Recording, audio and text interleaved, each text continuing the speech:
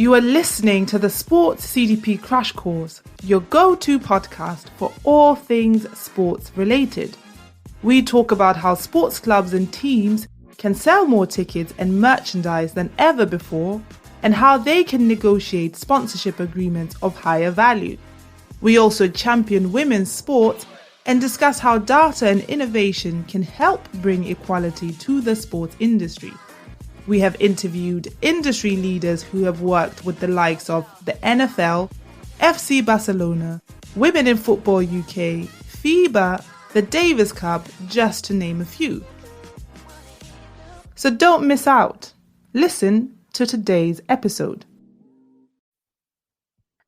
Our next guest is on a mission to see more female athletes achieve their full potential, both on and off the pitch.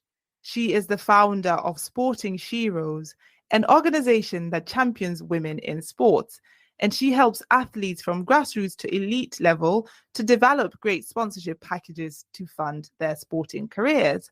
Karen Ramirez also consults for sports clubs and organizations to help them identify and coach women within their organizations for leadership and boardroom roles. Karen, welcome to the podcast. Oh, thank you so much for having me. It's a great pleasure to be here. And you know, I love women in sport beyond the hashtag. I love having you in our community so much. And I was just saying before the podcast started that it feels like we're friends now, because Karen was reading a book called The Miracle Morning by Hal Elrod. And you recommended it to me, and you were just saying in passing, and then I was like, that sounds amazing. So then I read it, and it's like our own little book club, and it's freaking fantastic. But yeah, I would highly recommend it to anyone who hasn't read it. It's a great way to start your day. I would actually recommend it, especially to people who don't wake up early, for example, or who don't have like a morning routine or a routine. I think that book is very transformational, and it's highly recommended as well. But Karen, before we jump right into things, we like to start off our sessions with an icebreaker. Are you ready for that? Yeah, that's good. Go for it. What's your favorite quote, expression, or motto, and why is it your favorite? I've got one that was used, it's often credited to Nelson Mandela, but in fact originally it was Marianne Williamson in her book Return to Love. And the quote goes like this. It says, "Our deepest fear is not that we are inadequate. Our deepest fear is that we are powerful beyond measure. It is our light, not our darkness, that most frightens us. We ask ourselves, who am I to be brilliant, gorgeous, talented, fabulous? Actually, who are you not to be? You are a child of God, and your playing small doesn't serve the world." And I love that quote because I think so many of us just think, oh, I don't know if I can do that. I'm not really sure that's for me. Why would someone choose me? People might think I'm getting a bit above myself. And I think this quote really sums it up. And if there is anyone that ever embodied that, I think Nelson Mandela was probably it. And he used it for his inauguration. It's so funny. I was actually thinking of buying that book because I think the quote is from a bigger body of work from a book. And because I absolutely love that quote. And it's something that I was also, because most of the time when you feel insecure, you're thinking that it's because you think you're not good enough. And most of the time it is true. But the flip side of it is that maybe you're just not giving yourself permission to accept that you are capable. Do you get what I mean? And I feel like that's something that I've been struggling with. So that's another thing that second book that I'm gonna read. That I'm a great book lover, Lorraine. I do love my books, both fiction and non-fiction. You should start a book club because you have a very high success rate from just me. You love books, but you also love sports. So where did that love for sports begin? Can you take us right back to the beginning of when you first fell in love with sports? I have always loved sport. At school, I was in the hockey team and the netball team, but I was always a second team player. I was never really good enough to be on the top team, the first team. And you'll sort of hear further on as we go through some of the podcast. I think that's common for lots of people, and there are problems around that in terms of your self-belief. But I started, as I say, at school with hockey and netball, second team player. And then when I was about 18, I worked in a local pub, and one of the regulars came into the pub and he was fundraising to build a hospice. And he said, would I run a half marathon to raise money for it? So one thing I am good at is saying yes and then considering the consequences of my response later. But on this particular day, I was really, really fortunate, as another regular was an experienced runner, and he'd always run with Hash House Harriers in Jordan, and he'd come back to the UK. And he said, well, look, Karen, I'm an experienced runner. If you like, I'll train you. So I thought, well, that's great, if a little bit scary. So we did start to train together, and we ended up becoming really good friends. We're still friends now, although he now lives in the States and I'm in the UK. But the really funny thing was that on that particular run at the grand old age of 18, as we came towards the end, I realized I still actually had plenty left in the tank. I had more energy. So he'd obviously trained me really well. So I put on a sprint, and I actually, because my friend wasn't expecting it, I beat him, which was then a source of great lots of banter over the years, really. And that moment definitely ignited a level of competitiveness in me. And a few years later, having introduced this friend to his now wife, I was best woman at their wedding. And after all those years of dispute as to who, because it was very close, when I sprinted, he realized what was happening, sprinted as well. But at his wedding, I was best woman. I was giving the speech, and I actually managed to pull out an official photo from that very first half marathon that very clearly depicted me just ahead of Simon as we crossed the finish line. And that's where it started. And I've been running ever since. And I now play hockey regularly, and I swim, and I just love sport. I do really love it.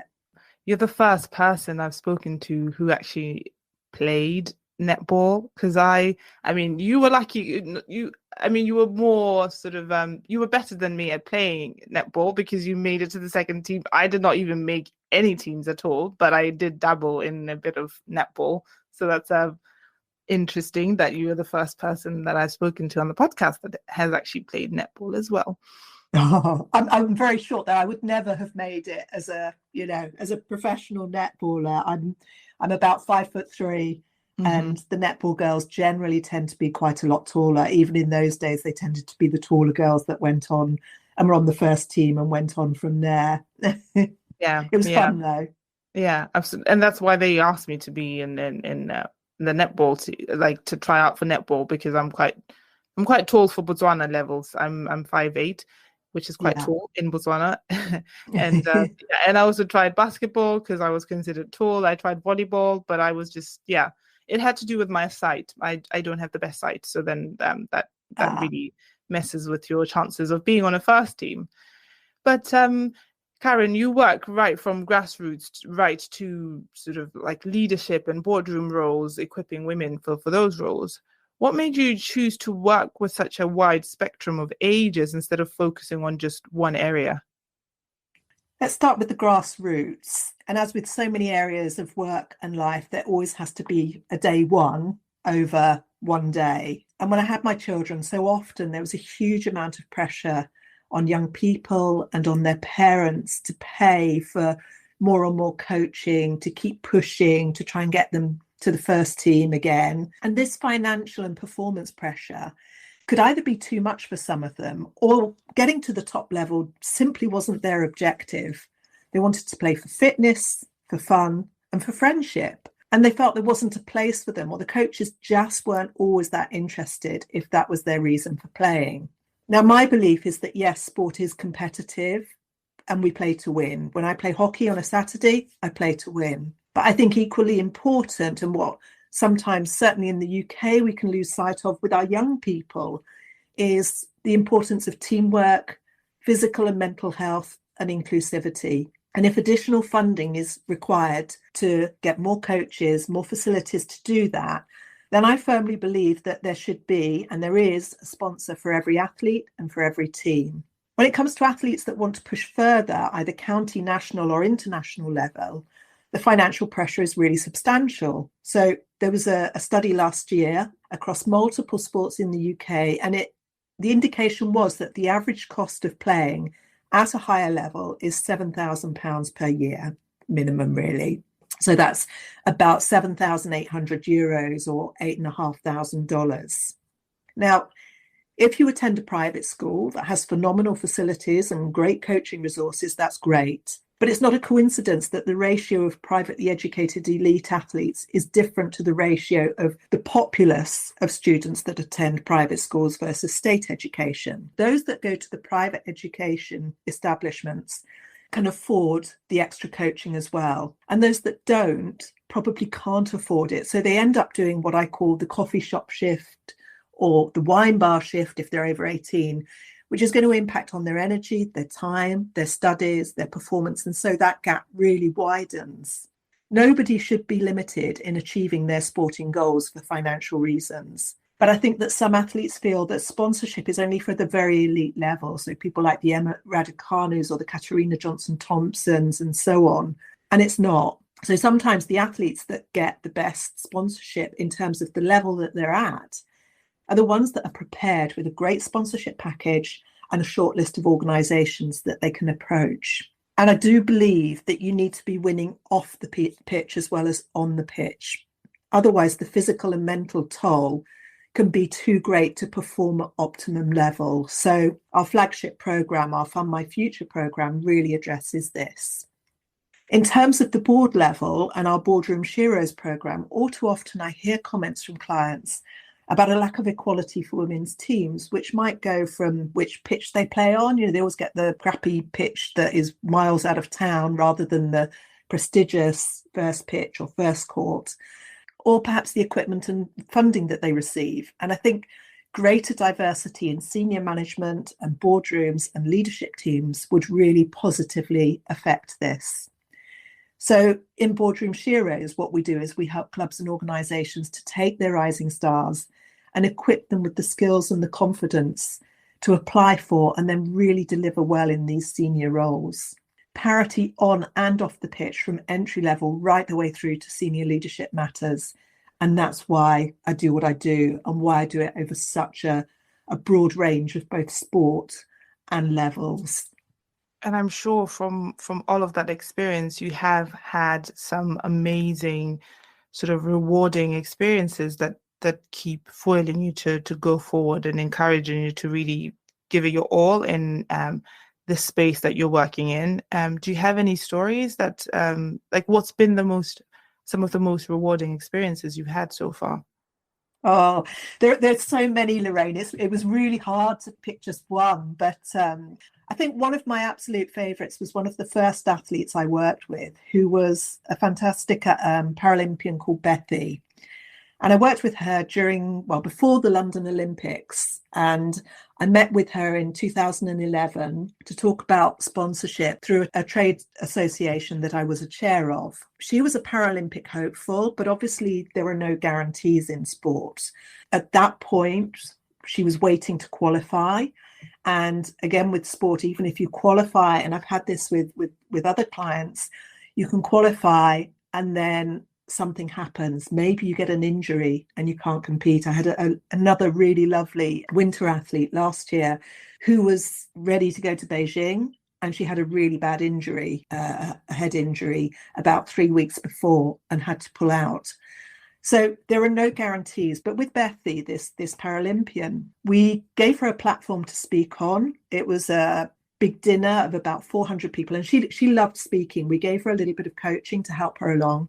And she was so good, she almost took the limelight from a very well-known household name in the UK who was our keynote speaker. And as a result of that first speaking engagement, we went on to secure a lot more sponsorship because the people that were there really engaged with her, were really inspired by her. And then I went and watched her in the London Stadium win a bronze and a silver medal, which was fantastic. And even better when I stepped down, and this is what I mean by sort of experience and what happens both on and off the pitch. I stepped down as chair of this organisation, and she came to speak at my leaving lunch at the House of Lords in London, which is hugely prestigious.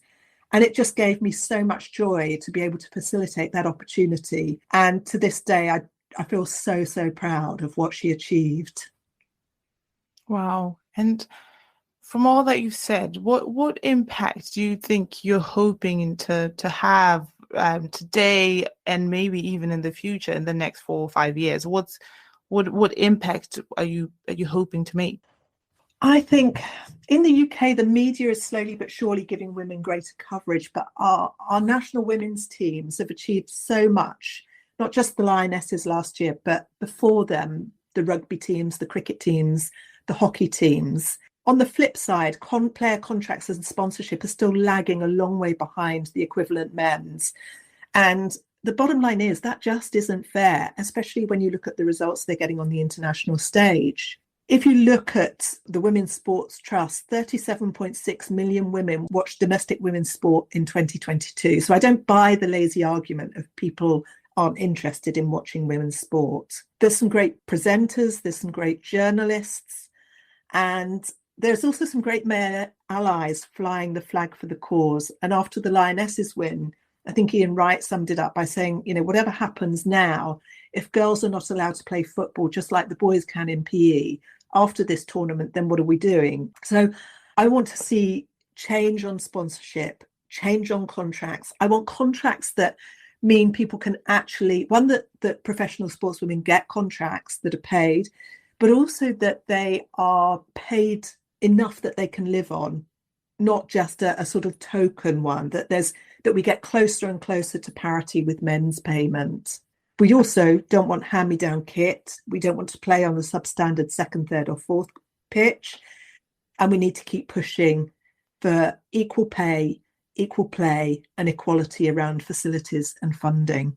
Absolutely. And one of the best clubs for me when it comes to the parity is Lewis FC.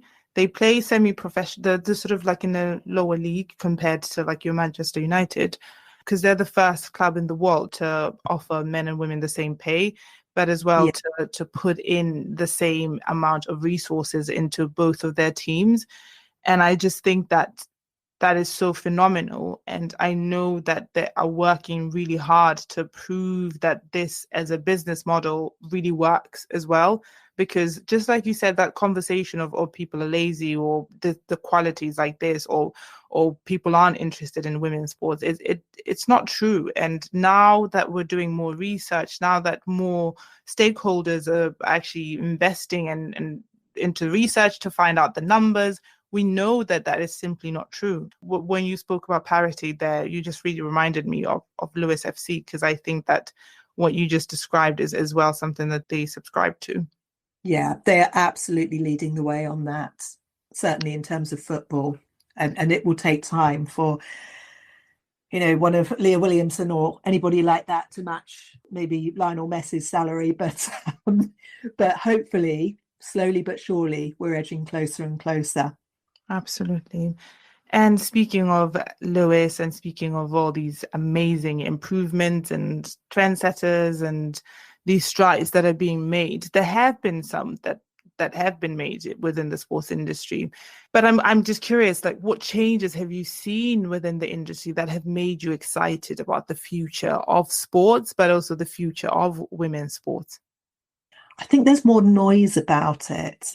I think that there are lots of big things, the big steps forward where, for example, the rugby teams, certainly the English rugby teams and now the Welsh rugby teams are being paid. But there's the smaller micro changes that are making a difference too. So I'm thinking, for example, of the kit and things like the Norwegian beach handball team that took a stand for all of us, quite frankly, by refusing to wear ridiculous skimpy bikini bottoms when they play and wearing shorts instead. And they were fined. And I can't remember, I think it was somebody famous who offered to pay the fine for them. And eventually the International Handball Federation had to bow to pressure and change the rules. And that is, it seems small, but it's big. If you're on a period or something like that, and you've got to wear something really skimpy. The same with Wimbledon. Wimbledon has now just announced that female tennis players, can now wear dark undershorts instead of all white, which, you know, if women feel comfortable in what they wear, they can really focus on their performance. We are seeing much more in terms of televised and media coverage. Again, that needs to keep going, but that is a really important step forward. It's a vicious circle, you know. If you get the media coverage, that brings in the sponsors. You need that exposure, that profile building to be able to do that. And maybe on the flip side, we've already spoken about pay parity as something that really needs to be changed within the sports industry. But I'm wondering, what other issues do you think, like, it's like enough is enough, this needs to change now when it comes to the sports industry? Sexism. Sexism has to stop. We had a few weeks ago, on the one hand, the Welsh Rugby Union saying, yeah, we're going to pay our women. And then a very short while afterwards, we heard about really stupid comments and misogyny and all that stuff that needs to change. The old boys club needs to change at our top level. You know, you need to earn your place. I remember years ago looking at a board role and saying, and this is a very typical thing for a woman, saying, well, I'm not really sure. They're looking for these 10 things and I have 6 of them. I don't have the other 4, so they won't want me, probably. And a very experienced lady who had been the head of an airline said to me, Karen, have a look on that board. And within all those people there, do you seriously think that every single man has actually earned that place and has every single one of those 10 things that you think you need to put yourself forward? And I said, oh, no, because it was obvious that there was, you know, the old boys club was going strong. There was some as it transpired further down the line, there were a couple of people on that board that had to leave for various reasons. And so that has to change. That has to change. I think the other thing is that when, again, another example is that when there was something called the Davis Report, which was around boards, I can't remember if it was the FTSE 100 or the FTSE 250. And it was said that for good operational and financial reasons, that women needed to make up a minimum of 30% of board roles. And so the FTSE said, okay, great, we'll do that. And they increased them. But so many of those people that were then taken on were non-exec directors. They weren't directors. They didn't really have that much impact on the operational side or the smooth running of the business. And to me, that's lip service. And I think what we need to be really careful of is that we don't pay lip service, that we really have good women with power, not just on the softer skills, but on the tough stuff too. They are out there, and recruiters and clubs and organisations need to be bold, and they need to demand this, and they need to fish from a wider pool, both within their own organisations and outside, maybe from other industries, maybe from other clubs, maybe from another sport. And I think that is really, really important. And that's a huge thing, isn't it, Karen? Because at the beginning of our session, you spoke about women in sports beyond the hashtag, which is our initiative here at Data Talks. And the most important pillar that we have is creating tangible value.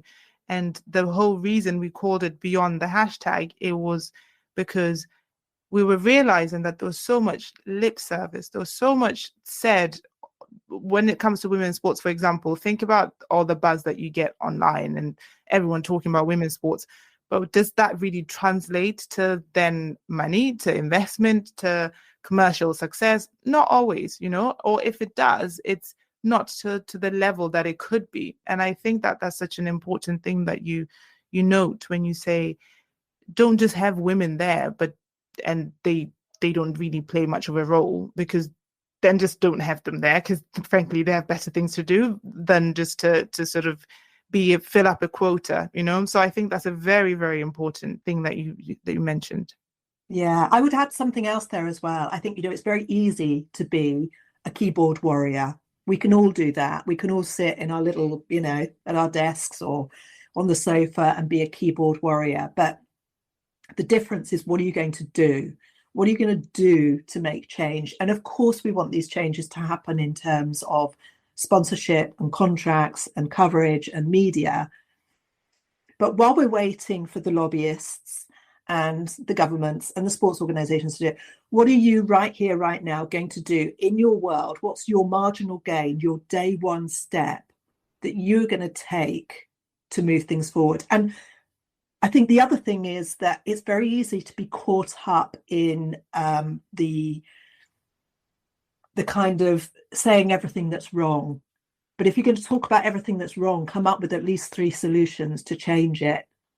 I can think of, again, a few years ago, I was chair of something, and there was a big event on, and it was a 4-day event, and there were probably, I don't know, 60 speakers over the 4 days, of which I think there were 2 women.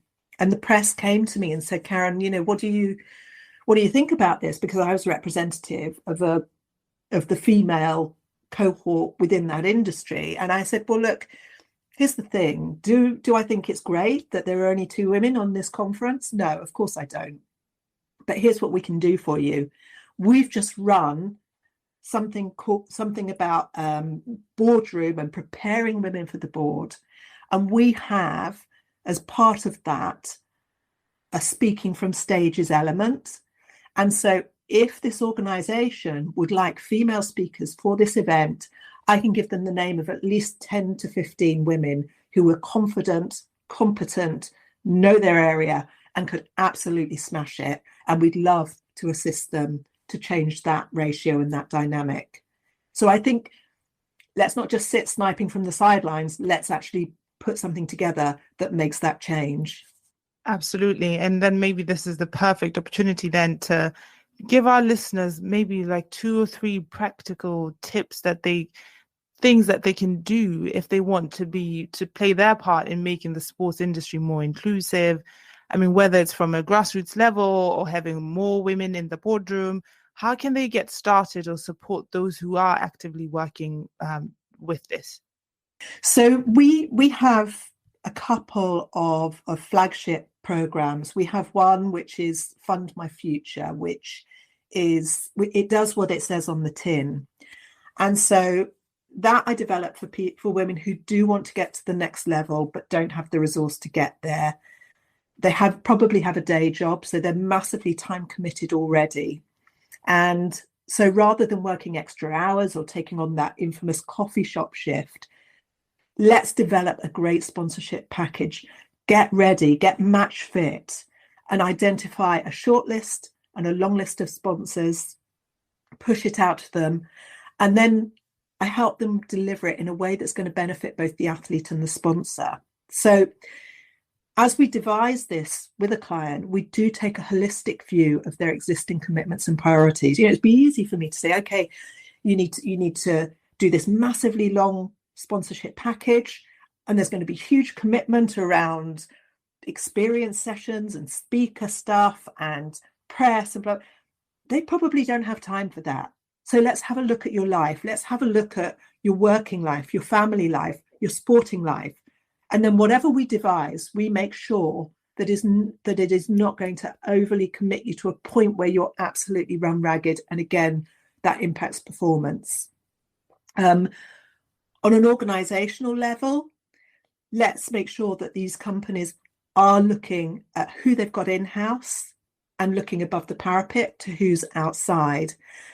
And let's not make it a one-off, one-hit wonder. Let's make sure that there's a pipeline coming up through the ranks for the future as well. Karen, if people want to connect with you or check out your work, what can they check out and where can they check it out? We are on Twitter. We are on Instagram. Those are our most active, and both of them are at Sporting Sheroes, all one word, and Sheroes with an E. Yeah, and I know you mentioned some of the stuff that you did, but is there anything else that you want to specifically mention that they should check out?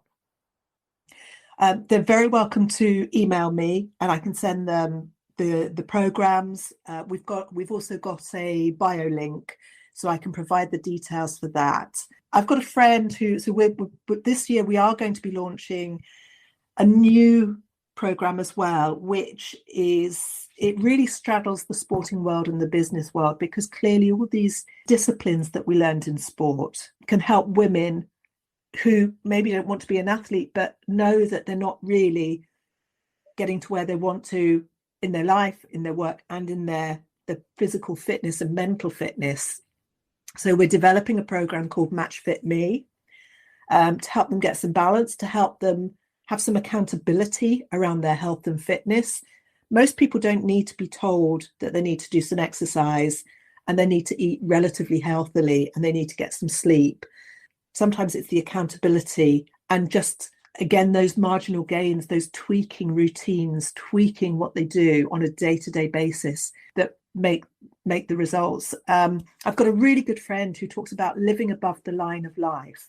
So if you imagine a scale of 1 to 10 and you aim for a 7 plus 90% of the time, when those curveballs come at you, you might drop to a 5 or 6. But if you've built resilience through good habits and your physical and your mental well-being, you'll hopefully stay at least a 4 or a 5 or a 6, rather than when the curveball comes dropping down to a 1 or a 2. So Match Fit Me is for that. And that will be going live in the next month or so. So end of Q1, beginning of Q2 of 2023. And I think also, you know, as I said, I love what Women in Sports Beyond the Hashtag is doing. And in the words of J-Lo, let's get loud. If we all do our bit, if we all make our marginal gains, then we'll fulfill that old adage of a rising tide really does lift all ships. Wow. That's a mic drop right there. Let's get loud. That is a mic drop moment right there. Karen, I can't thank you enough for coming onto the podcast, but also for being part of our Women in Sports Beyond the Hashtag community. It is people like you that inspire me to keep doing what I do, inspire me to keep having these conversations, keep trying to find ways to create tangible value for women in sports. So thank you very much for being such an inspiration. Oh, you're really welcome. And thank you so much for having me on the podcast. I've really enjoyed it. If your goal is to get more supporters, superior sales, and real revenue, then visit our website at datatalks.sc and fill out our demo form to experience firsthand how we can help you. Data Talks, more supporters, superior sales, real revenue.